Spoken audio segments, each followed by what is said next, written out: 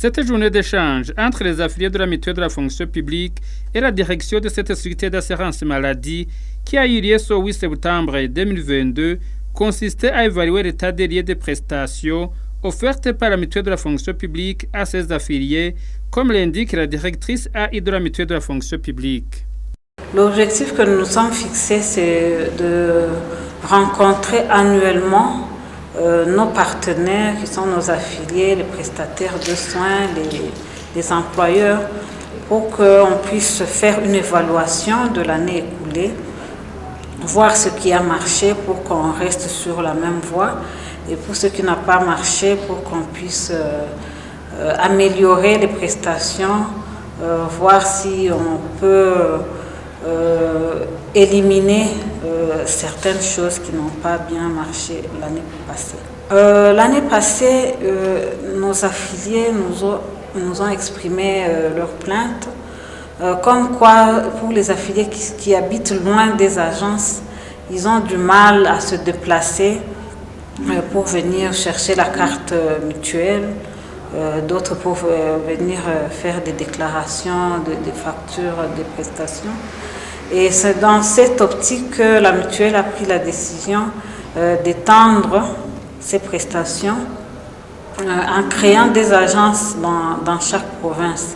Actuellement, nous n'allons pas couvrir toutes les provinces cette année, mais c'est une activité qui va continuer l'année prochaine. Nous avons remarqué que certains affiliés ne savent pas quelles sont les prestations offertes par la mutuelle.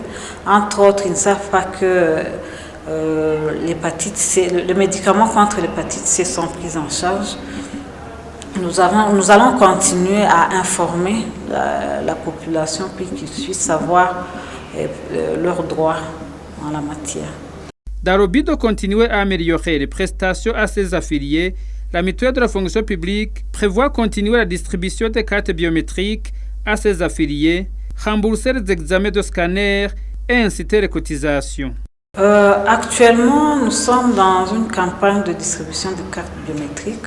Donc, nous préconisons continuer cette campagne pour que l'année prochaine, tous les affiliés aient une carte biométrique.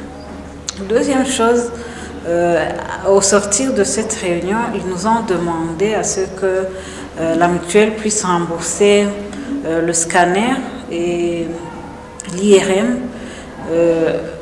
Nous leur avons promis de continuer parce que nous sommes en train de faire des études, voir quelles sont les balises qu'on doit mettre, quels sont les préalables pour que la mutuelle puisse effectivement rembourser ces deux examens. Il y en a qui ne respectent pas l'assiette de cotisation, donc qui cotisent sans respecter l'assiette de cotisation. Il y a d'autres qui carrément ne cotisent pas, ne font aucune déclaration et ne cotisent pas.